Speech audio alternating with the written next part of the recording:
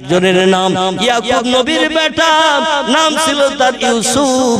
আরেকজন হলো আব্দুল্লাহর বেটা, মক্কার অধিবাসী, মামিনার নয়নের মণি, যার নাম হলো মুহাম্মাদুর রাসূলুল্লাহ। একটু চিল্লায়ে বলুন সুবহানাল্লাহ। এই দুইজন হলো বিশ্ব সুন্দর পুরুষ। ইউসুফের চেহারা খুব সুন্দর দেখতে ছিল বলে ভাইরা বাপের কাছ থেকে তার নিয়ে চলে যায় কুয়ার ভিতরে ধাক্কা মেরে ফেলে দিল।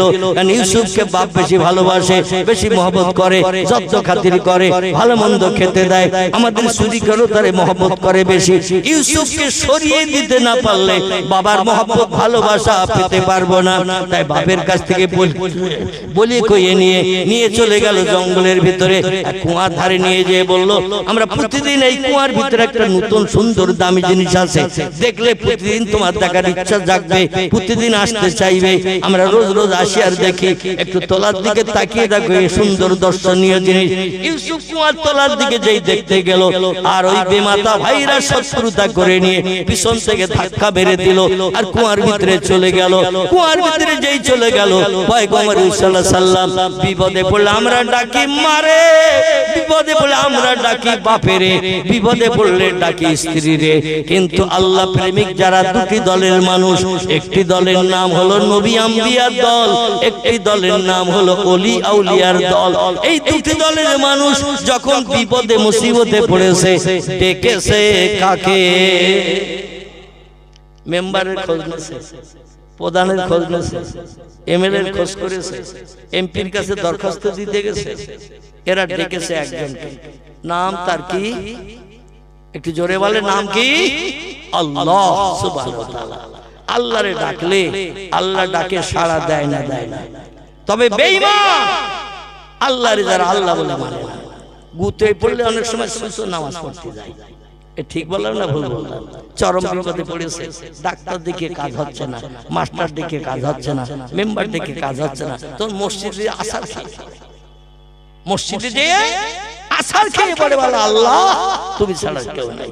আল্লাহ বলে তোর মতো বেঈমান মসজিদে এসে বলে আমার মসজিদ না পাকে বেরিয়ে যা, মসজিদ থেকে বেরিয়ে যা, তোর মতো বেঈমানের জায়গা আমার মসজিদে নাই। কারণ এখনই ডাকতেছিস আমারে, আর যেই উপকার পাবি সেই ডাকবি মেম্বারের, প্রধানের, এমএলএ। জোরে বলি একটু নাউজুবিল্লাহ। আমার ভাইরা, সংক্ষেপ কথা, এই ইউসুফ আলাইহিস সালামকে কুয়ায় ফেলে দিয়ে দৌড়িয়ে বাড়ি চলে আসলো এবং তার গায়ে জামা খুলে নিয়ে ভেড়া জবাই করে রক্ত মাখিয়ে দিল। বাড়ি এসে বললো আকালা যে বা ইউসুফা, আব্বা ইউসুফের চেহারা দেখতে খুব সুন্দর ছিল বলে ও মাঠের পাশে বসে খেলা দেখছিল, আমরা 11 জন ভাই খেলা করছিলাম, আর জঙ্গলের ভিতরে নেকড়ে বাঘ এসে চেহারা দেখতে ভালো বলে ওরই উপরে ঝাঁপিয়ে পড়ে কামড় দিয়ে পিঠে তুলে নিয়ে চলে যাচ্ছিল। আমরা দৌড়িয়ে আমাদের ভাইকে ছাড়ানোর জন্য বাঘের সঙ্গে লড়াই করলাম। জামা ছিঁড়ে আমাদের হাতে এসেছে, রক্ত মাখা জামা, কিন্তু ইউসুফকে বাঘের গাল থেকে ছাড়াতে পারেনি। ওয়াকালা যে বা ইউসুফা, নেকড়ে বাঘ ইউসুফের খেয়ে নিয়েছে।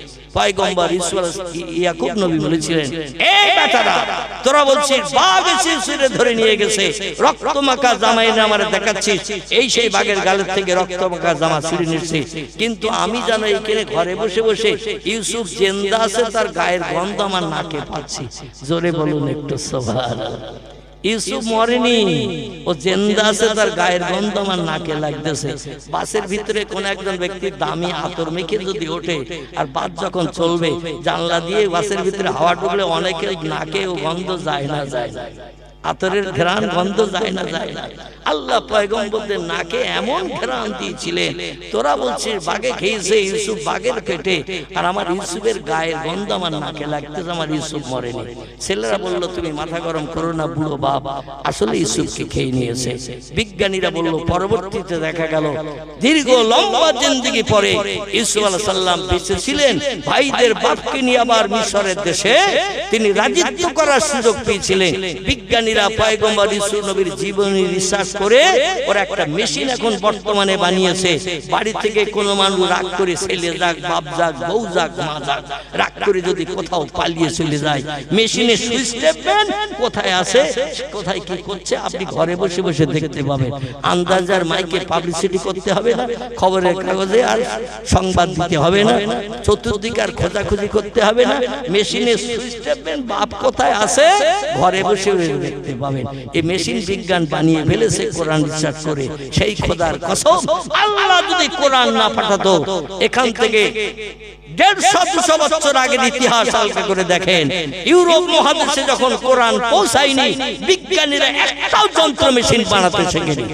কিন্তু তাম পৃথিবীতে আপনি খুঁজলে বর্তমান 256টির মতো দেশ পৃথিবীতে বিদ্যমান, এমন কোন দেশ নাই যে দেশে মুসলমানেরা বাস করে না। জোরে বলুন একটু সুবহানাল্লাহ। বর্তমান তাম পৃথিবীতে মুসলমানদের সংখ্যা 250 কোটির মতো। কত বললাম? 250 কোটির মতো মুসলমান এই পৃথিবীতে বসবাস করছে। এই জন্য আল্লামা কবি ইকবাল বলেছেন, আরবে আমি, ভারতে আমি, চীনে আমার নাই কপর, বিশ্ব জোড়া মুসলিম আমি, সারা বিশ্বে বেঁধেছি ঘর। মুসলমান যে দেশে বাস করে সে দেশে মসজিদ আছে না নাই? কথা বলে। মুসলমান যে দেশে বাস করে সে দেশে মসজিদ আছে না নাই? কারণ মসজিদ এই জন্য মুসলমানেরা বানায়। আল্লাহ নবী বলছেন, আফজালুল ইবাদাতে ইবাদাতুস সালাহ। আল্লাহকে রাজি করতে গেলে, আল্লাহকে খুশি করতে গেলে, জাহান্নাম হারাম বানাতে গেলে, জান্নাত হালাল বানাতে গেলে আল্লাহর যেমনটির জন্য নামাজ আদায় করতে হবে। ইবাদতের ভিতরে উত্তম ইবাদতের নাম হলো নামাজ। আরে নামাজ পড়তে গেলে মসজিদ লাগবে না? লাগবে না? নামাজ পড়তে গেলে মসজিদ লাগবে। বর্তমান পৃথিবীতে 256টি দেশ যদি হয়, গুগল সার্চ করবেন, তথ্য পেয়ে যাবেন প্রত্যেকটি দেশে মসজিদ আছে না নাই? আর মসজিদে যখন জামাতে নামাজ হয়, ইমাম তৌরিদ পড়ে না জব্বুর পড়ে না ইনজিল পড়ে না বেদ পড়ে না পুরাণ পড়ে, গীতা পড়ে না ভগবত পড়ে, রামায়ণ পড়ে না মহাভারত পড়ে, জিন্দাবাস্তা পড়ে না গ্রন্থ সাহেব পড়ে। ইমাম যখন মেহরাবে দাঁড়িয়ে তাকবীর তাহরিমা বেদে এবার দোয়া সানা পাঠ করে, বিসমিল্লাহ শরীফ পাঠ করে যখন কেরাত শুরু করে, এটা কোন কিতাব থেকে পড়ে? এটা কথা বলে। কোরআন থেকে পড়ে। কারণ কোরআন ছাড়া নামাজ হবে না। আপনার মাতৃভাষা বাংলায় যদি সূরা ফাতিহার মানে পড়ে পড়ে বলেন, নামাজ হবে? হবে? সূরা ফাতিহা আলহামদুলিল্লাহি রাব্বিল আলামিন, সমস্ত প্রশংসা তারই, কৃতজ্ঞতা গুণকীর্তন আমাকে বানিয়েছেন যিনি, तमाम বিশ্বকে বানিয়েছেন যিনি, সেই মালিকের জন্য আমি প্রশংসা করি, মালিকের নামের গুণকীর্তন করি। জোরে বলুন একটু আমিন। এখন আরবি ভাষায় আলহামদুলিল্লাহি রাব্বিল আলামিন না বলে যদি বাংলায় মানে বলেন, নামাজ সহি হবে তো নাকি? আর রহমানুর রহিম, যিনি অতি বড় দাতা, দয়ালু, মেহেরবান, মালিক ইয়াউমিদ্দিন, হাসরের মাঠে একমাত্র কাজুল কুজ্জাত বিচারক হবেন তিনি। আল্লাহ ছাড়া বিচার কার্য কেউ সমাধান করবে না। জোরে বলুন একটু সুবহানাল্লাহ। ইয়াকা নাবুদু ওয়া ইয়াকা নাস্তাইন। আল্লাহ এই জন্য আপনার ইবাদত অনুসরণ করে, ইবাদত বندگی করে এবং বিপদে মুসিবতে সাহায্য যা চাই আপনার কাছেই চাই। সূরা ফাতিহা পড়লাম, ইয়াকা নাবুদু ইয়াকা নাস্তাইন, ইবাদত উপাসনা করি আল্লাহ তোমার জন্য এবং সাহায্য চাই তোমার কাছে। নামাজ শেষ করে বাইরে এসে সলিমউদ্দিন চাচার পায়ে জড়িয়ে ধরি না। মসজিদে যখন তাকবীর তাহরিমা বেঁধেছিলাম তখন বলেছিলাম, আল্লাহ বিপদে মুসিবতে সাহায্য চাই তোমার কাছে চাই। আর ডাইনে বামে সালাম ফেরানোর পরেই বাইরে এসে দেখছি পাড়ার মেম্বার, পাড়ার এমন করে প্রধান কিংবা এমএলএ সাহেব সামনে আছে, এক চরম বিপদের মাঝখানে আছি। সঙ্গে সঙ্গে মনে মনে চিন্তা করব, আজকে নামাজ পড়ে এসেছি, নামাজ বোধহয় আল্লাহ কবুল করেছে। তাই মেম্বারকে, প্রধানকে একেবারে মসজিদের গেটের সামনে, তার বাড়িতে যেতে হলো না, আমার সঙ্গে দেখা করতে মেম্বার সামনে এসে দাঁড়িয়ে আছে। দেখে পরই আমার সমস্যার কথা তারে জানাবো না। আর যদি সে একটু উয়া করে, মাথাটাতে একটু নাড়া দেয়, তখন প্রয়োজনে পা জড়িয়েও ধরবো না। 5 মিনিট আগে মসজিদে বললাম, আল্লাহ সাহায্য যা চাই তোমার কাছে চাই। আর 5 মিনিট পরে মসজিদ থেকে বেরিয়ে এসে মানুষের পায়ে জড়িয়ে ধরে সাহায্য চাই। আচ্ছা, ঈমানের 1 পয়সা দাম আছে বলে মনে হয়? 1 পয়সা দাম আছে? আহারে আমার ভাইরা, আল্লাহ পাক রব্বুল আলামিন যে আসমানি কিতাব আমার জন্য পাঠিয়ে দিয়েছেন, সেই কিতাবে আল্লাহ তত্ত্ব জানিয়ে দিয়ে দিচ্ছেন, ওয়ানুনাজ্জিলু মিনাল কুরআনি মা হুয়া শিফাউ ওয়া রাহমাতুল লিল মুমিনিন। জোরে বলুন একটু আল্লাহু আকবার। আমাদের রোগ বেমারি যখন হয়, অসুস্থতায় যখন পড়ি, আমরা মানুষের সঙ্গে আলাপ আলোচনা করে ভালো ডাক্তার দেখাতে যাই না। বিভিন্ন বিষয়ে যারা পারদর্শী, বিভিন্ন বিষয়ে যারা ডক্টর উপাধি করেছে, এদের কাছে আমরা সমস্যার সমাধানের জন্য যাই না। ডাক্তার আমাকে দেখে যদি আবার ফটো করতে বলে, এক্সরে করতে বলে, তাও করি না। এক্সরে রিপোর্ট দেখে আবার খাস করে লিখে দিয়ে দিল প্রেসক্রিপশন লিখে দিল, ওটা নিয়ে মেডিসিনের দোকানে যাই না।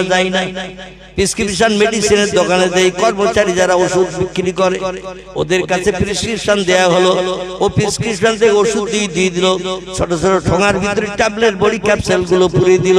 সকালে খেতে হবে কোনটা, দুপুরে খেতে হবে কোনটা, খালি পেটে কোনটা, ভরা পেটে কোনটা, এটা ওষুধের কাগজের গায়ে লিখে দেয় না। এখন আমরা ওই মুহূর্তে যদি না খাই, খালি পেটে যেটা খাওয়ার কথা ভরা পেটে খাই, ভরা পেটে যেটা খাওয়ার কথা খালি পেটে খাই, তাহলে আমাদের রোগ সারবে না, কবরে যেতে হবে। কথা বলে বাড়বে, রোগ বাড়বে, বিপদের আশঙ্কা দেখা দেবে, শেষলেস হয়ে যেতে হবে, ঠিক কি না? কারণ ভরা পেটের ওষুধ খালি পেটে খেলে দেহ আর ঠিক থাকবে না। আল্লাহ বলছেন, ওয়ানুনাজ্জিলু মিনাল কুরআন, ও উম্মতি মুহাম্মাদিরা, আমি আসমানি সর্বশেষ কিতাব তোমাদের কল্যাণের জন্য লৌহে মাহফুজ থেকে পৃথিবীর জমিন আমি পাঠিয়ে দিয়েছি। লাউ আনজালনা হাযাল কুরআনা আলা জাবালিন লারাআইতাহু খাশিয়াম মুতাসাদ্দিআম মিন খাশিয়াতিল্লাহ। জোরে বলুন একটু আল্লাহু আকবার। আল্লাহ ডেকে বলেছিল, দুনিয়ার পাহাড়েরা আমার আসমানি লৌহে মাহফুজে সংরক্ষিত মিষ্টি মধুর সত্যবাণী, সত্য কথা আল কোরআন আমি তোমাদের উপরে নিক্ষেপ করব, তোমরা কোরআন ধারণ করো। পাহাড় বলল, আল্লাহ আমাদের পক্ষে অসম্ভব, এই দামি মর্যাদাবান কিতাব, এত ভারী কিতাব আমরা বহন করতে পারবো না। আল্লাহ বলেন, গাছেরা তোমাদের উপরে যদি আমি আমার আসমানি লৌহে মাহফুজে সংরক্ষিত সবথেকে সেরা কিতাব যেটি নাম হলো তার আল কোরআন, এটা তোমাদের উপরে যদি নিক্ষেপ করে তোমরা ধারণ করতে পারবে কিনা? আমার ভাইরা, গাছেরাও পর্যন্ত অস্বীকার করলো আমাদের পক্ষেই মর্যাদাবান এবং ভারী দামি কিতাব সংরক্ষণ করে রাখা সম্ভব হবে না, ভুল ভ্রান্তি হয়ে যাবে। আল্লাহ বলে, আমি সৃষ্টি সেরা করে যাদের বানিয়েছি, এবার তাদের কাছে আবার আসমানি সেরা কিতাব পাঠিয়ে আর করেছি, এই কিতাব আমি তৈরি করেছি কেবল তাদের উপকারের জন্য। জোরে বলুন একটু আমিন। লাকাদ খালাকনাল ইনসানা ফি আহসানি তাকবীর। আল্লাহ কোরআনে সূরা ৩ এর ভিতরে জানাচ্ছেন, যত সৃষ্টি তোমরা চোখে দেখতে পাও, যত সৃষ্টি চোখে দেখতে পাও না, সমস্ত সৃষ্টির ভিতরে সেরা মর্যাদা দিয়ে বানিয়েছি একটি মাত্র সৃষ্টিকে, যার আরবি নাম বলা হলো ইনসান, ইংরেজিতে বলা হয় ম্যান, বাংলায় নাম হলো মানুষ। আমি মানুষকে সমস্ত সৃষ্টির ভিতরে সেরা করে বানিয়েছি। জোরে বলুন একটু সুবহানাল্লাহ। আল্লাহ কোরআনে সূরা বাকারায় আরো তথ্য কোট করে দিয়ে আমাদের মর্যাদা কত বেশি, সম্মান কত দামি, আল্লাহ কোরআনে সূরা বাকারার ভিতরে তথ্য দিচ্ছেন, হুয়াল্লাযী খালাকালাকুম মা ফিল আরদি জামিআ। জোরে বলুন একটু আল্লাহু আকবার। আল্লাহ বলেন, ও উম্মতি মুহাম্মাদরা শোনো, যা কিছু সৃষ্টি চোখে দেখতে পাও, যা কিছু চোখে দেখতে পাও না, সমস্ত সৃষ্টি আমি বানিয়েছি কেবল তোমাদের উপকারের জন্য। তোমরা যারে যা বলবে তারা তাই শুনতে বাধ্য হবে। বাঘ, ভাল্লুক, হাতি, সিংহ, গন্ডার, ইঁদুর, কুকুর, বিড়াল, সাপ, বিচ্ছু, ব্যাঙ, মাছি, মশা, পিপিলিকা, কীট পতঙ্গ, যা কিছু পৃথিবীতে আছে আমি সব বানিয়েছি মানুষের উপকারের জন্য। তবে মানুষকে সমস্ত সৃষ্টিকে বর্ষ স্পর্শতা করে নিয়ে এই পৃথিবীতে বসবাস করতে পারবে মানুষ যদি আমি আল্লাহ আমার হয়। মান কানা লিল্লাহ, যে লোকটা আমি আল্লাহ আমার আপন হয়ে যাবে, কানা আল্লাহু লাহু, আমি আল্লাহ তাদের আপন হয়ে যাব। আর আমি যখন বান্দাদের আপন হয়ে যাব, কুল্লা শাইইন ইয়ানফাউন নাস, এমন কোন সৃষ্টি নাই যে সৃষ্টি মানুষের হুকুম শুনবে না। জোরে বলুন একটু আল্লাহু আকবার, আর একটু জোরে বলুন আল্লাহু আকবার। আল্লাহ বলেন নুনাজ্জিলু মিনাল কোরআন, আমি আরশ কুরসি থেকে উপরে যেটি লৌহে মাহফুজ নামক সংরক্ষিত দামি জায়গা, সেইখানে আমি অতীতেই কোরআন শরীফ সংরক্ষণ করে রেখেছিলাম। আদম নবী যখন পৃথিবীতে এসেছে, তার বেটা শীষ যখন এসেছে, শীষের বংশে যখন নূহ এসেছে, এমন করে তাদের বংশে ইদ্রিস এসেছে, তাদের বংশে ইব্রাহিম নবী এসেছে, ইসমাইল এসেছে, ইসহাক এসেছে, ইয়াকুব এসেছে, ইউসুফ এসেছে, দাউদ এসেছে, সুলাইমান এসেছে। ও সময় আমি কোরআন লৌহে মাহফুজে সংরক্ষণ করে রেখেছিলাম। কোন নবী নবীর উম্মতের উপকারের জন্য কোরআন আমি পৃথিবীতে পাঠাই নাই, কোরআন সংরক্ষণ করে রেখেছিলাম সৃষ্টির সেরা ব্যক্তিত্ব যিনি, নাম তার মুহাম্মদ রাসূলুল্লাহ, আর তার উম্মতের মুখে হাসি ফোটানোর জন্য আমি কোরআন হাজার হাজার বছর ধরে লৌহে মাহফুজে সংরক্ষণ করে রেখেছিলাম। পয়গম্বরের আগমনের পরে এই পৃথিবীতে যত মানুষ কিয়ামত পর্যন্ত জন্ম নেবে সব আমার পয়গম্বরের উম্মত, আর পয়গম্বরের উম্মতেরা আমার মহামূল্যবান দামি সম্পদ কোরআন থেকে যাতে লাভবান হতে পারে, এই জন্য সব সমস্যার সমাধান আমি কোরআনে কুদব কমপ্লিট করে মুসলমানদের ঘরে, উম্মতি মুহাম্মাদের ঘরে পৌঁছে দিয়েছি। জোরে বলুন একটু আমিন। আল্লাহ নুনাজ্জিলু মিনাল কোরআন, আমি কোরআন তোমাদের কাছে তোমাদের ঘরে কি জন্য পৌঁছে দিলাম, একটাবার কি খোঁজ নিয়েছো দেখেছো? উম্মতি মুহাম্মাদিরা শোনো, মা হুয়া শিফাউন, যত রোগে পতিত হবে, যত বেমারিতে আক্রান্ত হবে, যত অসুস্থতার মাঝখানে থাকবে, মা হুয়া শিফাউন, সব রোগের ঔষধ আমি কোরআনের ভিতরে ভরে দিয়ে তোমাদের ঘরে পৌঁছে দিয়েছি। ফালা আলাইকা, আর কোন জিনিসের প্রয়োজন তোমাদের হবে না। মা ফাতাকা মিনহু, আমার কোরআন তোমাদের জন্য এনাফ, যথেষ্ট। জোরে বলুন একটু আমিন। আচ্ছা, আমরা বিশ্বাস করি কোরআন আমাদের সব সমস্যার সমাধান করার জন্য পৃথিবীতে এসেছে, উম্মতে মুহাম্মাদীদের কেবল উপকারের জন্য, অন্য কোন নবী নবীর উম্মতের উপকারের জন্য কোরআন পৃথিবীতে আসে নাই, আর আল্লাহ পাঠায়ও নাই, রেখে দিয়েছিলেন সংরক্ষণ করে যুগ যুগ ধরে, লক্ষ লক্ষ বছর ধরে। নবী মুহাম্মদ রাসূলুল্লাহ ইজ্জতের খাতিরে নবীর উম্মতেরা জাহান্নামের আগুনে যাতে না পড়ে, এই জন্য আল্লাহ পাক সর্বসেরা আসমানি কিতাব নাম হলো তার আল কোরআন পৃথিবীতে পাঠিয়েছেন। আল্লাহ বলেন, যত রোগে বেমারিতে অসুস্থতায় পতিত হবে সব রোগের ঔষধ কোরআনে ভরিয়ে তোমাদের ঘরে পৌঁছে দিয়েছি। ফালা আলাইকা, আর কোন জিনিসের প্রয়োজন হবে না।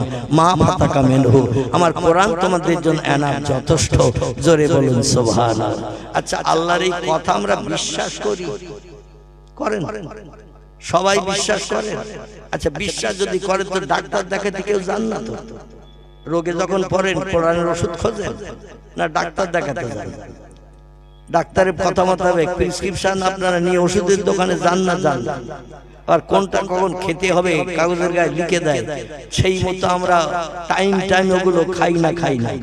তাহলে আমরা ডাক্তারের ফর্মুলা নেই, মেডিসিনের দোকানের কর্মচারীরা যেটা লিখে দেয় সেই মতো ব্যবহার করি, তাহলে কোরআনের মান্যতা দেই আমরা? মুখে বলি কোরআন বিশ্বাস করি, কিন্তু কাজের বেলায় কোরআনের কোনো নাম নিশানা নাই। শুধু তাই নয়, আসলে আমরা ইমানদার কি বেঈমান? আসুন একটুখানি আনারপুর আমিনিয়া মাদ্রাসার, এই মাদ্রাসার সম্মুখস্থ ময়দানে একটু যাচাই করি। নামে কোরআন আমাদের ধর্মগ্রন্থ, নামে কোরআন আমরা বিশ্বাস করি, কিন্তু বাস্তবিক কোরআনের শস্য দানা পরিমাণ আমরা আমল দিই না, মেনে চলি না। এই জন্য আল্লাহ আসমানের রহমতের দরজায় তালা চাবি লাগিয়ে দিয়ে চাবি ফেলে দিয়েছে সাগরে, চাবি আর খুঁজে পাওয়া যাবে না। কোরআনের মাধ্যম দিয়ে আমরা রহমত করুণা কিয়ামত পর্যন্ত আর পেতে পারবো না, কারণ কোরআন বিশ্বাস না করলে ওই অবিশ্বাসীদের জন্য কোরআন কোনো সাহায্য করবে না। যদি বলেন হোয়াট ইজ দ্য ডকুমেন্ট, তাহলে গোটা তিন তথ্য আপনাদের কাছে দেই। কারণ দেখতে দেখতে সময় সম্ভবত শেষের দিকে এসে গেছে। আমার ভাইরা 10টার ভিতরে বিশেষ করে মাধ্যমিক পরীক্ষা চলছে না, আবার এসআইআর এ পাগল যত জায়গায় আমাদের বসিরহাট থেকে শুরু। আমি অধম, আমার বর্তমান বয়স 66, আমারও দেখেছি কোন তপন কুমার, মনোরঞ্জন, চিন্ময় চ্যাটার্জি, হরিপদ হালদারের ডাকে না। বসিরহাট পিডি অফিসে, এসডি অফিসের ওখানে শুধু মুসলমানের ভিড়, মুসলমানের হিড়ি, যত নারী যত পুরুষ, একারোকারের ভুল। তো হিন্দু ভাইদের কি একারোকারের ভুল টুল নাই? আল্লাহু আকবার, আল্লাহু আকবার। আর সে সকালে যেয়ে লাইন, আর সন্ধ্যার পরে বাড়ি এসে সারা দিন মাসের নোটবন্দির মতো এরকম অবস্থা চলছে। সামনে আমাদের জন্য কি অপেক্ষা করছে আল্লাহই বেশি জানে, ঠিক কি না? আর এসআইআর এর দুর্ভোগে এখন আমাদের মগজে আর স্বস্তি শান্তি আছে বলে মনে হয়। সামনে আবার বিতাড়িত হতে হবে কিনা আসামের এনআরসির মতো। আমি গত 5-6 দিন আগে আসাম থেকে ফিরে আসলাম, ডিসেম্বরের 27, 28, 29, 30 তারিখে ফিরলাম আসাম থেকে। আমার ভাইরা হেমন্ত বিশ্ব শর্মা, ওদের দেশের মুখ্যমন্ত্রী, যত মুসলমানদের মাদ্রাসা ছিল, এইরকম এমএসকে মাদ্রাসা থেকে শুরু করে সরকারি যত মাদ্রাসা ছিল সব বন্ধ করে দিয়েছে। একটাও মাদ্রাসা আসামে নাই, সব মাদ্রাসা বন্ধ করে দিয়ে জেনারেল স্কুলে সিলেবাস চালু করে দিয়েছে। মাইনে দেওয়ার তোমাদের ধর্মীয় পুস্তক পড়বে, এটা হবে না। জোরে বলুন নাউজুবিল্লাহ। এখন আমাদের দেশে কি ঘটনা ঘটবে না ঘটবে আল্লাহই বেশি জানেন। সামনে আমাদের শুধু অপেক্ষা। শেষ করে দেব না, আমরা 10 মিনিট টাইম দেই।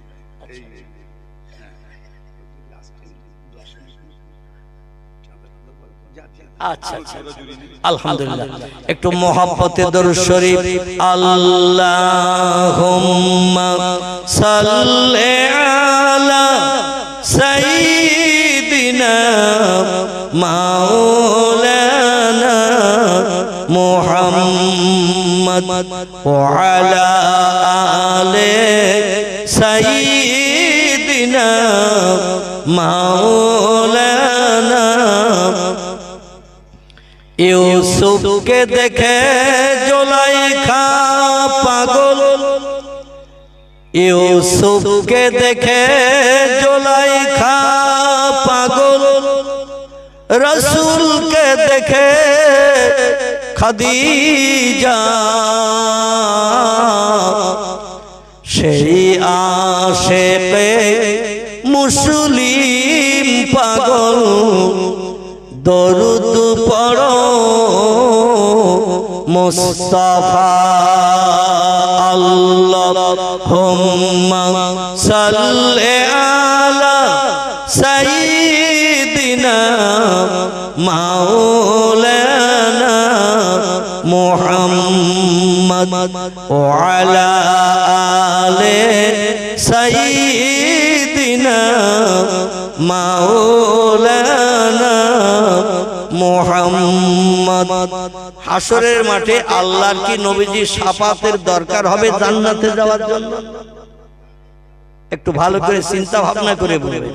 মন হাড়িতে আর বসে আছেন এখানে, উত্তর দিলে কিন্তু উল্টো পাল্টা উত্তর হবে। আল্লাহর কি হাসরের মাঠে নবীজি শাফাত নিয়ে সাহায্য নিয়ে জান্নাতে যাওয়ার দরকার হবে? আরে জান্নাত বানিয়েছে কে? আপনার তো মাথা নাড়া দিচ্ছে। জান্নাত বানিয়েছে কথা বলে আল্লাহ বানিয়েছেন। আল্লাহ যখন জান্নাত বানিয়েছেন, নিজে বানিয়েছেন জান্নাত, নিজের ঘরে যে কোনো মানুষ যখন তখন ঢুকবে না, ঢুকবে না, তাহলে কারো কি অনুমতির দরকার হবে নাকি? ফেরেশতাদের কি নবীজির সাহায্য অনুমতি নিয়ে জান্নাতে যাওয়ার দরকার হবে?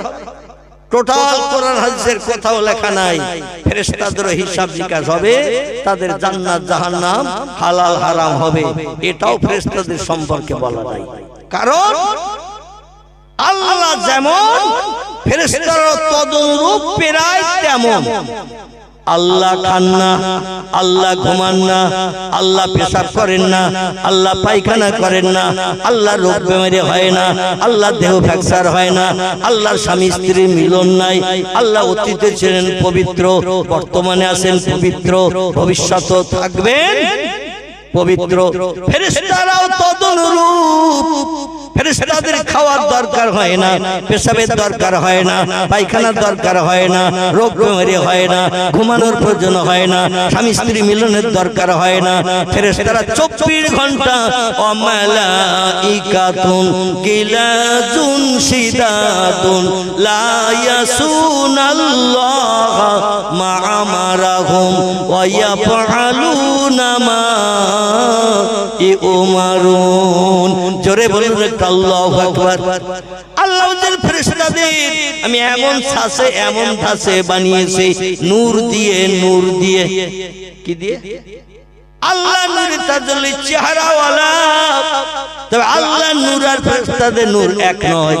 ফেরেশতাদের নূর হলো নরমাল কোয়ালিটির নূর, আল্লাহ জাতি নূর হলো সিফাতে নূর, সবথেকে উত্তম নূর।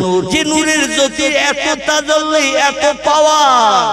পয়গম্বর মুসা কালিমুল্লাহ আল্লাহর ডেকে বললেন, আল্লাহ তোর পাহাড়ে আসি, তোমার সঙ্গে টেলিফোনে কথা বলি। খেজুর গাছের মাথা থেকে কথা হাওয়ার মাধ্যম দিয়ে চলে যায় আপনার কাছে। আপনি কথার উত্তর পাঠিয়ে দেন, হাওয়ার মাধ্যম দিয়ে খেজুর গাছের পাতা ধরে নেয়। ওই পাতা ধরে নিয়ে খেজুর গাছের ভিতর দিয়ে সরু তামার তারের মতো খেজুর গাছের ভিতরে চোঁচ আছে না? খেজুর গাছের ভিতরে সরু চোঁচ আছে না? যে সোঁচ দিয়ে মাটির রসগুলো টেনে নিয়ে চিনির রস বানিয়ে খোপের ভিতরে ভরে দেয় না? খেজুর গাছ মাটির থেকে পানির রসগুলো কালেকশন করে চোঁচের ভিতর দিয়ে মাথায় যখন কলসি ভরে দেয়, ওটা পুকুরের পানির মতো না, একটু মিষ্টি মার্কা আছে না? নেই, একটু মিষ্টি মার্কা আছে। উচ্চে গাছ একই মাটির থেকে রস টানলো, উচ্চে ফলটা গালে দিবেন, লাগবে তেতো, ঠিক না ভুল? আবার কুল ফল খাবেন, একই মাটির থেকে রস টেনে নিয়েছে, কুল খেলে একটু কষ লাগে না? আবার আখের রস খাবেন, ওটা একটু মিষ্টি লাগবে না? একই জায়গায় একটা তরমুজের দানা পুঁতেন, একটা উচ্ছের দানা পুঁতে দেন। খুব ভালো করে বুঝবেন, একটা তরমুজের দানা পুঁতলেন জমিনে, একটা উচ্ছের দানা, 1 আঙ্গুল ডিফারেন্স, 1 ইঞ্চি ডিফারেন্স। একটা তরমুজের দানা পুঁতলেন, পাশে 1 ইঞ্চি দূরে একটা উচ্ছের দানা পুঁতলেন। দানা পোতার পরে দুটি গাছ যখন হয়ে গেল, একই জায়গা থেকে রস টেনে নিয়ে তরমুজ গাছ লম্বা হতে থাকলো, উচ্চে গাছ লম্বা হতে থাকলো। উচ্চে গাছ যখন বয়স প্রাপ্ত হয়ে গেল, ও গাছেও ফল দিল, তরমুজ গাছে ফল দিল। তরমুজ মিষ্টি রসটা টেনে পেল কোথায়? তাম পৃথিবীর মাটি রিসার্চ করেন, গবেষণা করেন, কিন্তু মিষ্টি রস আপনি মাটি খুঁড়ে যদি একেবারে পাতালের তলা পর্যন্ত চলে যান, মিষ্টি চিনি ভিজানো রস কোথাও খুঁজে পাবেন নাকি? পাবেন? আবার উচ্চে গাছ একই মাটির থেকে রস টেনে ফল দিল, ও ফলটা খেলে একটু তিতো লাগে না? এই তিতো রসটা উচ্চে গাছ কোথা থেকে কালেকশন করে নিল? আল্লাহু আলামু বিমুরাদিহি। আমরা যেটা জানি না সেটা জানে কে? আমরা যেটা দেখতে পাই না সেটা দেখতে পাই কে? আমরা যে খবরটা তাড়াতাড়ি পেতে পারি না, সবার আগে এই খবরটা পেতে পারে কে? আমরা যে কাজটা তাড়াতাড়ি করতে পারি না, এটা সবার আগে করতে পারেন কে? তিনি হলেন আল্লাহ সুবহানাহু ওয়া তাআলা। বর্তমান প্রযুক্তির বিজ্ঞানীরা বলছে বহুদূর ফাঁকা, তাই নীল মতন দেখায়, আকাশ বলতে কিচ্ছু নাই। There is no God, Allah is nothing. প্রভু নাই, স্রষ্টা নাই। পৃথিবী প্রাকৃতিক নিয়মে চলবে। অতীতে যেমন চলেছে, বর্তমানে তেমন চলছে, ভবিষ্যতেও তেমন চলবে। এই পৃথিবী পরিচালনার দায়িত্ব রাতের পরে দিন, দিনের পরে রাত, নদীতে সাগরে জোয়ার ভাটা, এই ন্যাচারালিক্যাল ডিপার্টমেন্ট অতীতে হয়েছে, বর্তমানে হচ্ছে, ভবিষ্যতে হবে। এই পরিচালনার মালিক বলতে কেউ নাই। একটু জোরে বলুন নাউজুবিল্লাহ। যারা ওদের দলের আছেন তাদের বলতে হবে না। বর্তমান প্রযুক্তি যুগের কিছু বিজ্ঞান, দর্শন, ইঞ্জিনিয়ার এরা বলছে there is no God, Allah is nothing. স্রষ্টা নাই, প্রভু নাই। পৃথিবী প্রাকৃতিক নিয়মে অতীতে চলেছে, বর্তমানে চলছে, ভবিষ্যতে চলবে। আল্লাহ তাআলা মালিক টালিক কেউ নাই। আচ্ছা, আমরা এটা বিশ্বাস করি, আর যদি ওদের কথা বিশ্বাস করে আমাদের ঈমান থাকবে না যাবে? আর ঈমান যদি চলে যায়, আমাদের ঠিকানা কোথায় হবে? আমাদের ঠিকানা ইন্নাল্লাযীনা কাফারু ওয়া কাযযাবু বিআয়াতিনা উলাইকা আসহাবুন নারি হুম ফিহা খালিদুন। জোরে বলুন একটু আল্লাহু আকবার। আল্লাহ বলছেন সূরা বাকারা, ইন্নাল্লাযীনা কাফারু, যারা আমাকে প্রভু বলে মান্যতা দিল না, তাম পৃথিবীর স্রষ্টা হিসেবে যারা বিশ্বাস স্থাপন করলো না, ওয়াকাযযাবু বিআয়াতিনা, আমার কোরআনের কথাগুলোকে মিথ্যা ধারণা করলো, শখসভা সন্দেহ পোষণ করলো, কোরআন একটা বাজে ধর্মগ্রন্থ, নাউজুবিল্লাহ, এমন মন্তব্য যারা করলো, আল্লাহ বলছেন উলাইকা আসহাবুন নার, এরা হবে জাহান্নামের ইন্ধন, এরা হবে জাহান্নামের কাঠ, অহুম ফিহা খালিদুন, আর যুগ যুগ যুগ যুগ ধরে জাহান্নামের আগুনে তাদের দগ্ধ করা হবে। আমাকে পূর্ব বলি স্বীকারোক্তি না দেওয়ার কারণে। জোরে বলুন একটু আমিন। এখন আমরা স্রষ্টাকে না দেখে বিশ্বাস করব না করব না? বিজ্ঞানে বলছে যেটা চোখে দেখা যায় সেটা বিশ্বাস করি, যেটা চোখে দেখা যায় না সেটা বিশ্বাস করি না। আচ্ছা, সব কি চোখে দেখা যায়? সব তো চোখে দেখা যায় না। আমার ভাইরা কিছু জিনিস না দেখে বিশ্বাস করতে হয়। যেমন একটা ছোট্ট তত্ত্ব দেব, হাওয়া বলে একটা জিনিস আছে না নাই? উইন্ড, উইন্ড ইংরেজিতে যারে বলা হয়, বাংলায় যারে বলা হয় বাতাস বা হাওয়া, এ আছে না নাই? গাছের পাতা নড়ে, শনশন শব্দ হয়, আমরা অনুভব করলে বুঝতে পারি না পারি না? হাওয়া চলছে, বাতাস হচ্ছে। আচ্ছা, হাওয়ার রং কেমন একটু বলেন তো দেখি? লাল, কালো, সাদা, নীল, সবুজ, হলুদ, বাদামি, গোলাপি, কি রং? আল্লাহ বলেন প্রকৃতির নিয়মের রঙে হাওয়া আমি বানিয়েছি। কিয়ামত পর্যন্ত হাজারো যন্ত্র মেশিন বানালেও তোমরা হাওয়ার রং কি তোমরা বলতে পারবে না। না দেখি বিশ্বাস করতে হবে। গোলাপ ফুলের সুগন্ধ নাকের কাছে না ধরা পর্যন্ত বোঝা যায়। ফুলের কালার দেখতে ভালো, নজরে দেখলাম, কিন্তু সুগন্ধটা বেল ফুলের মতো হবে, রজনীগন্ধার মতো হবে, জুই ফুলের মতো হবে। এক একটা ফুলের এক একটা সৌরভ আছে না না? ওটা নাকের কাছে না ধরলে বোঝা যায় না। আল্লাহ বলেন কুল সিরু ফিল আরদ ফানজুর কাইফা কানা আকিবা। আমি সংক্ষেপ করে বলি, আল্লাহ বলেন ঘরের বারান্দায় বসে থাকলে আমার প্রকৃতির সম্পর্কে কিছুই জানবে না। আমি যে একজন মালিক আছি তুমি বুঝতে পারবে না। তুমি একটু পৃথিবীর জমিনে বেরিয়ে পড়ো, ঘরের বারান্দা ছাড়ো, রান্নাঘর ছাড়ো, একটু পৃথিবীর জমিনে বেরিয়ে পড়ো, দুনিয়ার নিদর্শন গুলো দেখো। পাহাড়ের মাথার ঝর্ণা থেকে কল কল করে পানিগুলো এইভাবে 24 ঘন্টা রাত দিন ঝরছে। কে মেশিন চালিয়ে দিয়েছে বলো? খুব বেশি দূর যেতে হবে না, আমাদের পশ্চিম বাংলার একটি জেলা আছে, নাম তার বাঁকুড়া। কি নাম? বাঁকুড়া জেলা। গত 30শে ডিসেম্বর আমি গেলাম বাঁকুড়াতে, প্রোগ্রাম করতে গেলাম। সেখানে একটি পাহাড় আছে, নাম তার শুশুনিয়া। কি নাম বললাম? শুশুনিয়া পাহাড়। শুশুনিয়া পাহাড় একটু যেয়ে দেখে, ঘরে বসে থাকলে বোঝা যাবে না, রান্নাঘরে বসে চিন্তা করলে খাওয়ার টেস্ট অ্যারেঞ্জমেন্ট বুঝবেন, কিন্তু এই পৃথিবীর প্রকৃতির বিষয়টা বুঝতে পারবেন না। আল্লাহ বলেন কুল সিরু ফিল আরদ, দুনিয়ার জমিনে একটু ঘোরো, বেড়াও, দেখো, তাহলে বুঝতে পারবে সব সৃষ্টির মালিক একজন আছে কিনা। শুশুনিয়া পাহাড় থেকে কলকল করে 24 ঘন্টা একটা পাহাড়ের ফাটল দিয়ে দৈনন্দিন 24 ঘন্টা পানি বার হচ্ছে। ইলেকট্রিক মেশিন বন্ধ হয়ে গেলে কলকারখানা সব বন্ধ হয়ে যায় না? যায় না। কিন্তু ওখানে কে ইলেকট্রিক মেশিন চালিয়ে দিয়েছে 24 ঘন্টা ধরে? সেখান থেকে ইলেকট্রিক লাইনের তারের কোনো বালাই টালাই কিচ্ছু নাই। আল্লাহ শুধু বলছেন ইন্নামা আমরুহু ইযা আরাদা শাইয়ান আইয়াকুলা লাহু কুন ফায়াকুন। জোরে বলুন একটু আল্লাহু আকবার। আল্লাহ বলেন আমি তোমাদের এমন একজন মালিক, এমন একজন প্রভু, এমন একজন স্রষ্টা। আমি যখন কোনো বিষয় কোনো হুকুম করি, এজা আরাদা শাইয়ান, কোনো কিছু তৈরি করার পরিকল্পনা ইচ্ছা প্রকাশ করি, আইয়াকুল লাহু, আমার জবান দিয়ে শুধু একটু বলি কুন ফায়াকুন, সঙ্গে সঙ্গে সেটা হয়ে যায়। আমার কোনো কিছু বানাতে তৈরি করতে 1 সেকেন্ডের জায়গায় 2 সেকেন্ড কোনোদিন সময় লাগেনি, এবং ভবিষ্যৎ লাগবে না। তোমরা মনে মনে ধারণা করো আমি আল্লাহ বুড়ো হয়ে গেছি, এখন আর তোমাদের সঙ্গে পাল্লা দিয়ে পারবো না। ও বিজ্ঞান দর্শন ইঞ্জিনিয়ারেরা, বুড়ো তোমরা হবে তো আমাকে জানো তোমাদের সলিমউদ্দিন চাচা, আব্দুল করিম দাদা, আব্দুর রহমান ভাইয়ের দিকে তাকিয়ে আমাকে জানো ওই ধারণা করবে না। কারণ পৃথিবীর যত সৃষ্টি আছে কালের করাল গতিতে বয়সপ্রাপ্ত হলে তারা বার্ধক্যে উপনীত হয়, আমাকে যেন ওই রকম ধারণা করবে না। আমিও বার্ধক্যে উপনীত হব, বুড়ো হয়ে গেলে শরীরে রক্তের তেজ কমে যায়, আবার একদিন অচল হয়ে যায় পার্টসগুলো, মৃত্যুবরণ করে। আমি আল্লাহ তোমাদের মতো মারা যাব এরকম ধারণা যেন করিও না। আল্লাহু হাইয়ুন কাইয়ুম, আমি অতীতে যেমন ছিলাম বর্তমানে তেমন আছি, ভবিষ্যতেও তেমন থাকবো থাকবো থাকবো।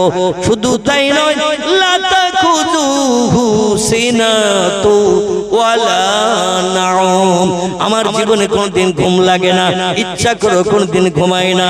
রাত দিন 24 ঘন্টা আমি জাগরিত থাকি। আমার কোন সৃষ্টি কোন বান্দার কখন কিসের প্রয়োজন হয়, কখন কিসের চাহিদা হয়, আর আমি আল্লাহ আমারে ডাকবে আর আমি মেম্বারের মতো, প্রধানের মতো, এমএলএর মতো দরজা জানলা লাগিয়ে কোরিয়ান কম্বল মুড়ি দিয়ে শীতের রাতে ঘুমিয়ে থাকবো বিবি বাচ্চা নিয়ে। মানুষ বিপদে পড়ে ডাকবে মেম্বার গো, প্রধান গো, এমএলএ গো, আর আমরা ঘুমিয়ে থাকবো। প্রয়োজনীয় ব্যক্তির প্রয়োজন মিটাতে পারবো না। আল্লাহ বলেন ওটা আমার জন্য সম্ভব না। আল্লাহু মিন হাবলিল ওয়ারিদ, আমি আল্লাহ বান্দার ঘাড়ের রশি রাত থেকেও নিকটে নিকটে থাকে, নিকটে নিকটে ঘুরে। বান্দা শুধু আমারে ডাকবে উদুনি, বান্দা কোনো প্রয়োজনের সমস্যায় পড়ে আমারে শুধু ডাকবে, আমারে শুধু স্মরণ করবে। আস্তাজিব লাকুম, আমি বান্দার ডাকে সাড়া দিয়ে তাদের মনোবাঞ্ছা পূর্ণ করিয়ে মুখে হাসি ফুটিয়ে থাকি। একটু জোরে বলুন সুবহানাল্লাহ। বর্তমান প্রযুক্তির যুগের বিজ্ঞানীরা বলছে মহাশূন্য পৃথিবী, উপরের দিকে তাকালে শুধু দেখা যায় নীল মতন। ওরা বলছে বহুদূর ফাঁকা, তাই নীল মতন দেখায়, আকার বলতে কিচ্ছু নাই। পৃথিবীতে বর্তমান যত দেশ, আর যত দেশের ভূগোল বইতে বিজ্ঞানীদের তথ্য লেখা, অধিকাংশ ভূগোল বইতে লেখা আছে বহুদূর ফাঁকা, তাই নীল মতন দেখায়, আকার বলতে কিচ্ছু নাই। আল্লাহ 1450 বছর আগে কোরআনে সূরা বাকারায় তত্ত্ব কোট করে দিয়েছেন, হুয়াল্লাযী খালাকা সাবআ সামাওয়াতিন তিবাকা, আমি মাঝে মাঝে ফাঁকা দিয়ে দিয়ে আকার বানিয়েছি এই কটি কটা 7টা। আল্লাহ বলছেন মাঝে মাঝে ফাঁকা দিয়ে দিয়ে আকার বানিয়েছে 7টি। বিজ্ঞানীরা বর্তমান 21শ শতাব্দীর প্রযুক্তির যুগে এসেও একটা আকাশ এখনো দেখতে পাইনি। ভবিষ্যতে নাতি নাতকুর যারা বেঁচে থাকবে, এই যুগের বিজ্ঞানীরা মারা যাবে, তারাও কি আর বাড়তি আকাশ দেখতে পাবে? দেখতে পাবে? প্রিয় নবী মুহাম্মদ সাল্লাল্লাহু আলাইহি ওয়াসাল্লাম বলছেন, ইন্নামা বুইস্তু মুআল্লিমান, আল্লাহ পাক আমাকে तमाम বিশ্ববাসীর শিক্ষক করে, টিচার করে, প্রফেসর করে, অধ্যাপক, অধ্যক্ষ করে পাঠিয়েছেন। আমার মতো জ্ঞান অতীতে কারো ছিল না, বর্তমানে নাই, ভবিষ্যতেও হবে না। আমি হলাম পৃথিবীর সেরা জ্ঞানী। জোরে বলুন একটু সুবহানাল্লাহ। এখন আপনাদের ভিতরে আনারপুরের কোন ভাই যদি বলেন মোহাম্মদ শুনেছি জীবনে স্কুলে যায়নি, কলেজে দেখেনি, বিশ্ববিদ্যালয়ে চৌকাঠ পার হয়নি, কোন হাই স্কুলেও ভর্তি হয়নি, কোন স্কুলের অ্যাটেন্ডেন্সের খাতায় মোহাম্মদের নামও লেখা নাই, মোহাম্মদের কাছে খাতা কলম দিলে নামও লিখতে পারতো না, কোন বই দিলে মোহাম্মদ পড়তে পারতো না, মোহাম্মদ জীবনে কোনো সাহিত্য রচনা করেনি, মোহাম্মদ জীবনে কোনো কবিতা লিখিনি। সেই মোহাম্মদ বলছে আমি तमाम বিশ্ববাসীর শিক্ষক, জ্ঞানগম্য কিচ্ছু নাই, তিনি বলছেন শিক্ষক। প্রযুক্তির যুগে এটা মেনে নেওয়া কি সম্ভব? এই যুগের বিজ্ঞানীরা বলছে এটা মেনে নেওয়া সম্ভব নয়। কোরআনের সব অমূলক মন্তব্য লিপিবদ্ধ করা আছে, যার মাথা মুন্ডু পর্যন্ত নাই। চিল্লায়ে বলুন নাউজুবিল্লাহ। কোরআনে কি অমূলক কথা লেখা আছে? আল্লাহ কোরআনের শুরুতে বলছেন যালিকাল কিতাবু লা রাইবা ফি, আমার কোরআনের ভিতরে যত বিষয় তথ্য পরিবেশন করা হয়েছে, অতীত কালের কথা, বর্তমান কালের কথা, ভবিষ্যতে পৃথিবীতে কি ঘটবে না ঘটবে আল্লাহ এটা জানে না? আল্লাহ জানে না জানে না, আল্লাহ সব জানেন, সব তত্ত্বগুলো কোরআনে ভরে দিয়েছেন। আল্লাহ বলেন লা রাইবা ফি, আমার কোরআনের ভিতরে যত বিষয়ে তত্ত্ব পরিবেশন করা হয়েছে 114টি চ্যাপ্টার সূরা 6666টি সেন্টেন্স বাক্য আয়াতের ভিতরে যত বিষয়ে তত্ত্ব পরিবেশন করা হয়েছে লা রাইবা ফি, একটা তত্ত্বের ভিতরে শস্য দানা পরিমাণ শস্য বা ছন্দ নাই, মিথ্যা নাই, ভুল নাই, কোনো বাজে কথা লিপিবদ্ধ নাই। ইট ইজ ট্রু ফ্যাক্ট, কোরআনের সব কথা সত্য। জোরে বলুন একটু আমিন।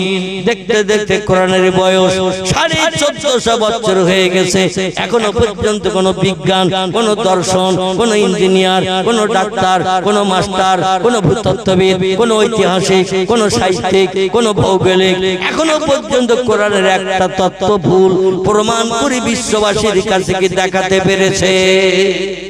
তত্ত্ব দিয়েছে কোরআনের বিরুদ্ধে, পরবর্তী দেওয়ার স্বীকার করে নিয়েছে। ইট ইজ ট্রু ফ্যাক্ট, কোরআনের কথাই সত্য, আমাদের মগজের জ্ঞান কম, আমরা তাই বুঝতে পারিনি। জোরে বলুন একটু সুবহানাল্লাহ। যেমন একটা ছোট্ট তত্ত্ব পরিবেশন করি, সময় শেষের দিকে হয়ে আসছে, 10টা বাজতে যায়, ছেলেদের মাথায় পাগড়ি পরানো হবে। আমার খুব মহব্বতের মানুষ যেন আল্লাহ হযরত মাওলানা আবু বকর সাহেব, এই মাদ্রাসায় তিনি সার্ভিস করেন, কাজ করেন তো নাকি, উনি শেষ দোয়া করবেন ইনশাআল্লাহ। আমার ভাইরা, আমি একটি ছোট্ট তত্ত্ব দিই। আল্লাহ কোরআন পাকের 27 পারা একটা সূরার নাম কোট করে দিয়েছেন। সূরাটির নাম হলো সূরাতুর রহমান। কি নাম? সূরা রহমান। আর রহমান আল্লামাল কোরআন খলাকাল ইনসান আল্লামাহুল বায়ান। আছে না নাই? এই সূরা রহমানের ভিতরে আল্লাহ পাক দ্বিতীয় রুকুতে বলছেন রব্বুল মাশরিকাইনে ওয়া রব্বুল মাগরিবাইন ফাবি আইয়ি আলায়ে রব্বিকুমা তুকাজ্জিবান। আছে না নাই? আছে তো নাকি? আসুন আবার একটু মানে বলি। আপনারা উচ্চ শিক্ষিত মানুষ অনেকে আছেন, BA pass, MA pass, MSc pass, MCom pass, এমন করে ডক্টরেট উপাধি হয়তো অনেকে পড়ছেন, কিংবা এমন করে রিসার্চ করছেন, গবেষণা করছেন। আমি তাদের কাছে একটা ছোট্ট প্রশ্ন করি এবং তত্ত্বটা আপনাদের কাছে বলি, আগে একটু শোনেন, দেখেন আল্লাহর কথা সত্য না আপনার মগজের চিন্তা ভাবনা সত্য, কোনটায় আপনি দাঁড়িয়ে থাকেন একটু যাচাই করে নেন। আল্লাহ বলছেন রব্বুল মাশরিকাইন, আমি পৃথিবীতে দুটি পূর্ব দিকের প্রভু, ও রব্বুল মাগরিবাইন, আমি পৃথিবীতে দুটি পশ্চিম দিকের প্রভু। ভাবে আইয়ি আলাই রব্বিকুমা তুকাজ্জিবান, তোমাদের ভিতরে এমন কেউ কি আছে আমার কোরআনের কথা মিথ্যা প্রমাণ করে দেখিয়ে দিতে পারে? জোরে বলুন একটু নাউজুবিল্লাহ। কেউ কোরআন মিথ্যা প্রমাণ করে দেখাতে পারবে? কিন্তু এই যুগের বিজ্ঞানের আল্লাহ কি আজগবি তথ্য দিল, আমরা বুঝতে পারি না। আল্লাহ বোধহয় মাথা গরম হয়ে গিয়েছিল। কোরআনের কথা তো কোনো পরিবর্তন নাই, আগে যা ছিল এখনো তাই আছে, ভবিষ্যতেও তাই থাকবে না, পাল্টাবে। বেদ পুরাণের মতো, বাইবেল জিন্দাবাস্তার মতো পরিবর্তন হবে না, একই থাকবে। একটা অক্ষরের পরিবর্তনের ক্ষমতা পৃথিবীর কোনো মানুষের দেয়া হয়েছে? কারণ কোরআন হলো আল্লাহর বাণী। আর যত ধর্মগ্রন্থ আমরা দেখি, বেদ, পুরাণ, গীতা, ভগবত, রামায়ণ, মহাভারত, জিন্দাবাস্তা গ্রন্থ সাহেব, মনুসংহিতা, উপনিষদ থেকে শুরু করে অধিকাংশ ধর্মগ্রন্থ মানুষের মগজের কথা। মানুষের জ্ঞান বেশি না আল্লাহর জ্ঞান বেশি? কার জ্ঞান বেশি? আল্লাহর জ্ঞান কোটি কোটি গুণে বেশি। সে আল্লাহর জ্ঞানের কথা কোরআনে লেখা।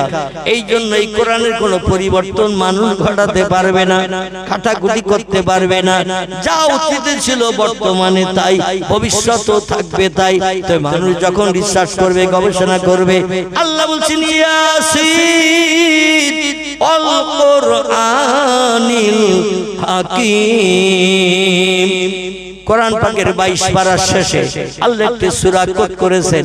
সূরাটির নাম হলো সূরাতুল ইয়াসিন। কি নাম? সূরা ইয়াসিন। আল্লাহ বলেন ইয়াসিন, আমার মহব্বতের ইয়াসিন, বিশ্ব নবীর গুণবাচক নাম। নবীর আদর্শ চরিত্র আখলাক ব্যবহারে আল্লাহ এত খুশিতে বাগবাগ হয়েছেন, নবীকে নতুন নতুন গুণবাচক নাম দিয়ে আল্লাহ ডেকেছেন। একটি নাম ধরে ডেকেছেন ইয়াসিন বলে, একটি নাম ধরে ডেকেছেন তাহা বলে, একটি নাম ধরে ডেকেছেন মুজাম্মিল বলে, একটি নাম ধরে ডেকেছেন রাহমাতাল লিল আলামিন বলে। জোরে বলুন একটু সুবহানাল্লাহ।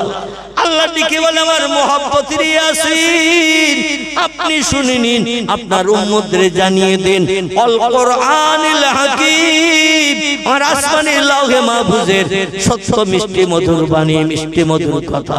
কোরআন হলো মহাবিজ্ঞান, বিজ্ঞানের বাবা আমার কোরআন। পৃথিবীর বিজ্ঞানীরা বিজ্ঞানের মতো কিয়ামত পর্যন্ত আমার কোরআনের কাছে হাত পেতে দাঁড়িয়ে থাকবে, আর আমার কোরআন নিত্য নতুন তথ্য আপনার উম্মতদের মগজে দিয়ে হাজার হাজার যন্ত্রপাতি মেশিন বানানোর তত্ত্ব দিতে থাকবে। বিজ্ঞানীরা একমত, কোনো কিছু বানাতে গেলে সূত্রের দরকার হয়, সূত্র ছাড়া কোনো কিছু বিজ্ঞানীরা বানাতে পারে না। কিছু বানাতে গেলে তার সূত্র লাগে। আল্লাহ পাক বলেন কোরআনে, আমি হাজার হাজার লক্ষ লক্ষ জিনিসের সূত্র দিয়েছি। পয়গম্বরদের জীবনের মাধ্যম দিয়ে যত রিসার্চ করবে নিত্য নতুন যন্ত্র মেশিন বানাতে থাকবে। বর্তমান একবিংশ শতাব্দীর যুগে জার্মানের বিজ্ঞানীরা, জাপানের বিজ্ঞানীরা একটি মেশিন আবিষ্কার করেছে, বাজারে এখনো চালু হয়নি, বাজারে এখনো ছাড়েনি, খুব সস্তার ছেড়ে দেবে। মেশিনটা হলো আল্লাহর পাক কালাম কোরআন মাজিদের 12 পারার একটি সূরা। সূরাটির নাম হলো সূরাতুল ইউসুফ। এই সূরা ইউসুফ রিসার্চ করে একটি নতুন মেশিন সূত্র নিয়ে বানিয়েছেন। সূত্রটা কোরআনে আল্লাহ বলে দিয়েছিলেন। সূত্রটা হলো এই, পয়গম্বর ইয়াকুব নবীর বেটা, নাম ছিল যার ইউসুফ, ওনার ছেলে ছিল 12টি। কটি বললাম? 12টি ছেলে ছিল। খুব সংক্ষেপ করে বলি, 12টি ছেলে ছিল। এই 12টির ভিতরে 10টি ছেলে এক মায়ের, 2টি ছেলে আর এক মায়ের। আমার ভাইরা, এই 2টি ছেলে যে মায়ের ছিল, রাহিলা ছিল তার নাম। এই মায়ের নসল থেকে 2টি ছেলে, একটির নাম ইউসুফ, একটির নাম বনিয়ামিন। এই ইউসুফ চেহারা দেখতে অপরূপ সুন্দর ছিল। মুফাসসিরগণ তাফসীরে লিখেছেন, तमाम পৃথিবীতে উত্তম সুন্দর চেহারা দিয়ে আল্লাহ দুইজন পুরুষকে বানিয়েছিলেন। কিয়ামত পর্যন্ত এই দুইজনের চেহারার ধারে পাশে কেউ ঘেঁষতে পারেনি এবং পারবে না। একজনের নাম ইয়াকুব নবীর বেটা, নাম ছিল তার ইউসুফ। আরেকজন হলো আব্দুল্লাহর বেটা, মক্কার অধিবাসী, মামিনার নয়নের মণি, যার নাম হলো মুহাম্মাদুর রাসূলুল্লাহ। একটু চিল্লায়ে বলুন সুবহানাল্লাহ। এই দুইজন হলো বিশ্ব সুন্দর পুরুষ। ইউসুফের চেহারা খুব সুন্দর দেখতে ছিল বলে ভাইরা বাপের কাছ থেকে তারে নিয়ে চলে যায় কুয়ার ভিতরে ধাক্কা মেরে ফেলে দিল। কারণ ইউসুফকে বাপ বেশি ভালোবাসে, বেশি মহব্বত করে, যত্ন খাতির করে, ভালো মন্দ খেতে দেয়। আমাদের চুরি করেও তারে মহব্বত করে বেশি। ইউসুফকে সরিয়ে দিতে না পারলে বাবার মহব্বত ভালোবাসা পেতে পারবো না। তাই বাপের কাছ থেকে বলে কইয়ে নিয়ে চলে গেল জঙ্গলের ভিতরে। কুয়ার ধারে নিয়ে যেয়ে বলল, আমরা প্রতিদিন এই কুয়ার ভিতরে একটা নতুন সুন্দর দামি জিনিস আছে, দেখলে প্রতিদিন তোমার দেখার ইচ্ছা জাগবে, প্রতিদিন আসতে চাইবে। আমরা রোজ রোজ আসি আর দেখি, একটু তলার দিকে তাকিয়ে দেখো, এই সুন্দর দর্শনীয় জিনিস। ইউসুফ কুয়ার তলার দিকে যেই দেখতে গেল, আর ওই বেমাতা ভাইরা শত্রুতা করে নিয়ে পিছন থেকে ধাক্কা মেরে দিল, আর কুয়ার ভিতরে চলে গেল। কুয়ার ভিতরে যেই চলে গেল, পয়গম্বর সাল্লাল্লাহু আলাইহি সাল্লাম বিপদে পড়লে আমরা ডাকি মারে, বিপদে পড়লে আমরা ডাকি বাপেরে, বিপদে পড়লে ডাকি স্ত্রীরে।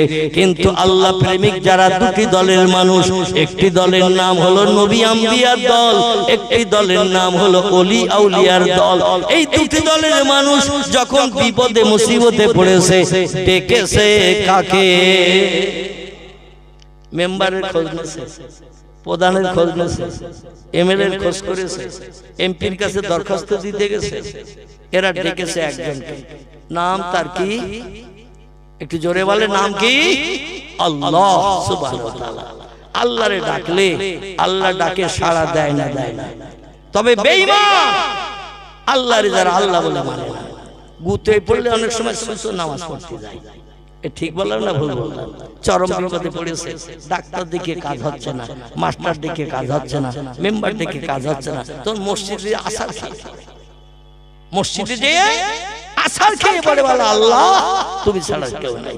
আল্লাহ বলে তোর মতো বেঈমান মসজিদে এসে বলে আমার মসজিদ না পাক হয়ে গেছে, বেরিয়ে যা মসজিদ থেকে, বেরিয়ে যা, তোর মতো বেঈমানের জায়গা আমার মসজিদে নাই।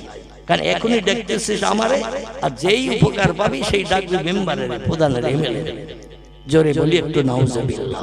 আমার ভাইরা, সংক্ষেপ কথা, এই ইউসুফ আলাইহিস সালামকে কুয়ায় ফেলে দিয়ে দৌড়িয়ে বাড়ি চলে আসলো এবং তার গায়ে জামা খুলে নিয়ে ভেড়া জবাই করে রক্ত মাখিয়ে দিল। বাড়ি এসে বলল আকালা যে বা ইউসুফা, আব্বা ইউসুফের চেহারা দেখতে খুব সুন্দর ছিল বলে ও মাঠের পাশে বসে খেলা দেখছিল, আমরা 11 জন ভাই খেলা করছিলাম, আর জঙ্গলের ভিতরে নেকড়ে বাঘ এসে চেহারা দেখতে ভালো বলে ওরই উপরে ঝাঁপিয়ে পড়ে কামড় দিয়ে পিঠে তুলে নিয়ে চলে যাচ্ছিল। আমরা দৌড়িয়ে আমাদের ভাইকে ছাড়ানোর জন্য বাঘের সঙ্গে লড়াই করলাম, জামা ছিঁড়ে আমাদের হাতে এসেছে, রক্ত মাখা জামা, কিন্তু ইউসুফকে বাঘের গাল থেকে ছাড়াতে পারেনি। ওয়াকালা যে ভাই ইউসুফা, নেকড়ে বাঘ ইউসুফের খেয়ে নিয়েছে। পয়গম্বর ইয়াকুব নবী বলেছিলেন, এই বেটারা তোরা বলছিস বাঘ এসে ইউসুফকে ধরে নিয়ে গেছে, রক্ত মাখা জামা এনে আমারে দেখাচ্ছিস, এই সেই বাঘের গালের থেকে রক্ত মাখা জামা ছিঁড়ে নিচ্ছে, কিন্তু আমি জানো এইখানে ঘরে বসে বসে ইউসুফ জিন্দা আছে, তার গায়ের গন্ধ আমার নাকে পাচ্ছি। জোরে বলুন একটু সুবহানাল্লাহ। ইউসুফ মরেনি, ও জিন্দা আছে, তার গায়ের গন্ধ আমার নাকে লাগতেছে। বাসের ভিতরে কোন একজন ব্যক্তি দামি আতর মেখে যদি ওঠে আর বাস যখন চলবে, জানলা দিয়ে বাসের ভিতরে হাওয়া ঢুকলে অনেকের নাকে ও গন্ধ যায় না, যায় না, আতরের ঘ্রাণ গন্ধ যায় না, যায় না। আল্লাহ পয়গম্বরদের নাকে এমন ঘ্রাণ দিয়েছিলেন, তোরা বলছিস বাঘে খেয়েছে ইউসুফ বাঘের পেটে, আর আমার ইউসুফের গায়ের গন্ধ আমার নাকে লাগতেছে, আমার ইউসুফ মরেনি। ছেলেরা বলল তুমি মাথা গরম করো না বুড়ো বাপ, আসলে ইউসুফকে খেয়ে নিয়েছে। বিজ্ঞানীরা বলল পরবর্তীতে দেখা গেল দীর্ঘ লম্বা জিন্দেগি পরে ইউসুফ আলাইহিস সালাম বেঁচে ছিলেন, ভাইদের বাপকে নিয়ে আবার মিশরের দেশে তিনি রাজত্ব করার সুযোগ পেয়েছিলেন। বিজ্ঞানীরা পয়গম্বর ইউসুফ নবীর জীবনী রিসার্চ করে ওরা একটা মেশিন এখন বর্তমানে বানিয়েছে। বাড়ি থেকে কোনো মানুষ রাগ করে, ছেলে যাক, বাপ যাক, বউ যাক, মা যাক, রাগ করে যদি কোথাও পালিয়ে চলে যায়, মেশিনে সুইচ টিপবেন, কোথায় আছে, কোথায় কি করছে আপনি ঘরে বসে বসে দেখতে পাবেন। আন্দাজার মাইকে পাবলিসিটি করতে হবে না, খবরের কাগজে আর সংবাদ দিতে হবে না, চতুর্দিকে আর খোঁজাখুঁজি করতে হবে না, মেশিনে সুইচ টিপবেন, বাপ কোথায় আছে ঘরে বসে দেখতে পাবেন। এই মেশিন বিজ্ঞান বানিয়ে ফেলেছে কোরআন রিসার্চ করে। সেই খোদার কসম, আল্লাহ যদি কোরআন না পাঠাতো, এখান থেকে 150-200 বছর আগের ইতিহাস হালকা করে দেখেন, ইউরোপ মহাদেশে যখন কোরআন পৌঁছায়নি, বিজ্ঞানীরা একটাও যন্ত্র মেশিন বানাতে শেখেনি। এজন্য আমাদের ভারতের উচ্চ শিক্ষিত ডক্টর মানবেন্দ্রনাথ রায় বলছেন, learning from the Muslim Europe become the leader of modern civilization. জোরে বলুন একটু মারহাবা। হিন্দুর ঘরের উচ্চ শিক্ষিত হায়ার এডুকেটেড, যিনি অক্সফোর্ড বিশ্ববিদ্যালয় থেকে এমএ ফার্স্ট ক্লাস ডিগ্রি নিয়ে ঘরে ফিরেছেন, ভারতের হিন্দুর ঘরের ছেলে, নাম তার ডক্টর মানবেন্দ্রনাথ রায়। তিনি একটি সত্য তথ্য ইতিহাসে লিপিবদ্ধ করে দিয়েছেন। বইটির নাম হলো হযরত মুহাম্মদ সাল্লাল্লাহু আলাইহি সাল্লাম সম্পর্কে অমুসলিম মনীষীদের বাণী। লেখকের নাম ডক্টর আফাজুল্লাহ রোমান আফাজ। দুইজন মিলে এই বইটি লিখেছেন, বাংলাদেশ থেকে পাবলিশ হয়েছে। বইটির নাম হলো হযরত মুহাম্মদ সাল্লাল্লাহু আলাইহি সাল্লাম সম্পর্কে অমুসলিম মনীষীদের বাণী। যদি আপনারা পান, বুক স্টল থেকে বইটা কিনে নিয়ে বাড়ি বসে বসে পড়বেন। আল্লাহর কোরআন সম্পর্কে অনেক অনেক অনেক অনেক তথ্য জ্ঞান আপনার ব্রেন মগজে ঢুকে যাবে ইনশাআল্লাহ। কোরআনের উপর ঈমান পরিপক্ত, একেবারে খাঁটি দুধের মতো হয়ে যাবে। জোরে বলুন একটু সুবহানাল্লাহ। আমার ভাইরা, আল্লাহ বলেন আমি পৃথিবীতে দুটি পূর্ব দিকের প্রভু, আমি পৃথিবীতে দুটি পশ্চিম দিকের প্রভু। এবার আপনাদের কাছে, আনারপুরের ভাইদের কাছে জিজ্ঞাসা করি, এই পৃথিবীতে পূর্ব দিক কটা? কটা পূর্ব দিক? কটা? কথা বলেন। আচ্ছা, এতে কাবে নিয়ত কে কে করেছেন? হাত তোলেন তো দেখি। তা সেইটাই তো জিজ্ঞাসা করছে, এই পৃথিবীতে পূর্ব দিক কটা? একটা। পশ্চিম দিক কটা? পশ্চিম দিক একটা, পূর্ব দিকে একটা। আমরা এইভাবে নির্ণয় করি, যেদিকে ভোরবেলা সূর্যোদয় হয় সেই দিকটা পূর্ব দিক। ঠিক তো নাকি? যেদিকে সন্ধ্যাবেলা সূর্য অস্তমিত হয় গাছের মাথা দিয়ে ডগমগ করে নেমে যায়, সেদিকটা কোন দিক? পশ্চিম দিক। আচ্ছা, কটা সূর্য প্রতিদিন ওঠে? কটা? টক টক করে বলেন, ভাইরা বসে রয়েছে, তাড়াতাড়ি শেষ করে দেন। একটা ওঠে। আর কটা ডোবে? একটাই ডোবে। আল্লাহ বলছেন আমি পৃথিবীতে দুটি পূর্ব দিকের প্রভু, রব্বুল মাশরিকাইন, আমি দুটি পূর্ব দিকের প্রভু, রব্বুল মাগরিবাইন, আমি পৃথিবীতে দুটি পশ্চিম দিকের প্রভু। এখন বিজ্ঞানীরা তত্ত্ব দিয়েছে, দেখবেন 10 নম্বরের পাশে দিয়েছেন ধারাপাতে 10 দিক আছে না? এক চন্দ্র, দুই পক্ষ, 3 নেত্র, 4 বেদ, এইভাবে আছে না? 5 পঞ্চমান, 6 ঋতু, 7 সমুদ্র, এইভাবে 9 নবগ্রহ, 10 দিক আছে না? নাই। বিজ্ঞানীরা বলছে পৃথিবীতে দিক হলো 10টি, প্রধান দিক 4টি, পূর্ব, পশ্চিম, উত্তর, দক্ষিণ, আর 4টি কোণ, ঈশান, নৈরত, অগ্নি, বায়ু। তাহলে 4 আর 4 কটা হলো? 8টি। ঊর্ধ্ব আর অধ, উপর আর নিচে, কটা হলো? 10টা। তাই 10-এর পাশে লিখে দিয়েছে 10 দিক। 10 দিক। বিজ্ঞানী লিখেছেন 7 সমুদ্র। সাগর আছে কটা? 7টা। বঙ্গোপসাগর, ভারত মহাসাগর, আটলান্টিক মহাসাগর, প্রশান্ত মহাসাগর, ভূমধ্য সাগর, আরব সাগর আছে না? এইভাবে 7 সমুদ্র তারা লিখেছে। 6 ঋতু, ঋতুকাল 6টি, 6টা ঋতুতে 1 বছর গণনা হয়। গ্রীষ্ম, বর্ষা, শরৎ, হেমন্ত, শীত আর বসন্ত। এই 6টা ঋতুতে 12 মাস, 2 মাস করে একটা ঋতুকাল। তাই ওরা লিখেছেন 6 ঋতু।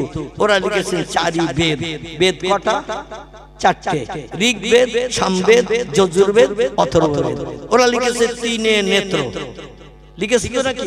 ধারাবাতে লেখা আছে তো নাকি? 3 নেত্র। বিজ্ঞানীরাও কোরআনের সঙ্গে একমত, 3 নেত্র লিখেছে। নেত্র শব্দটি হলো সাধু ভাষা, বাংলা ভাষায় চলিত ভাষায় বলি চোখ, সাধু ভাষায় বলা হয় নেত্র, মানে চোখ। বিজ্ঞানীরাও স্বীকার করেছে কপালের নিচে নাকের 2 পাশে 2টি চোখ আর একটা চোখ আছে, হৃদয়ের চোখ, অন্তরের চোখ। কিন্তু যে ছেলেটা প্রাইমারি স্কুলে পড়েছিল, মাস্টার বলেছিল 3 নেত্র, 3 নেত্র, ছেলেটা পড়েছিল না পড়েনি? যখন বিশ্ববিদ্যালয়ে গেল, ইউনিভার্সিটিতে গেল, পড়ে শুনে MA MCom পাস করে বাড়ি আসলো, ওরে একটু জিজ্ঞাসা করবেন চোখ কটা, ও কটা বলবে? ও বলবে কপালের নিচে নাকের 2 পাশে 2টো চোখ। ও 3 নেত্র ভুলে গেছে, কিন্তু ধারাবাদ ও আর 3 নেত্র বলে না, কারণ বিজ্ঞান দর্শনের তত্ত্ব পেয়ে ও 2 চোখ বিশ্বাস করে ইউনিভার্সিটি থেকে বাড়ি চলে এসেছে। আসলে ব্যাপার হলো আল্লাহ যে তত্ত্বটা দিয়েছেন কোরআনে, আমি পৃথিবীতে 2টি পূর্ব দিকের প্রভু, 2টি পশ্চিম দিকের প্রভু, কথাটা বাস্তব সত্য। সময় সংক্ষেপের কারণে আমি আলোচনার এগিয়ে নিয়ে যেতে পারছি না। মাদ্রাসার ছাত্রদের মাথায় পাগড়ি পরানো হবে। আল্লাহ যদি অধমকে আবার 4 চক্ষের মিলন ঘটায়, আবার সেদিন লম্বা আলোচনা করে আপনাদের মগজ সাফ করা হবে। ওমা আলাইনা ইল্লাল বালাগ। তবে একটু কথা না বলে পাচ্ছি না, এই যে মাদ্রাসার ছাত্ররা পাগড়ি পরে যাবে, এদের পিছনে খরচ খরচা করতে হয় না? মাদ্রাসা ছেলেদের পিছনে মাদ্রাসা কমিটির খরচ খরচা করতে হয় না?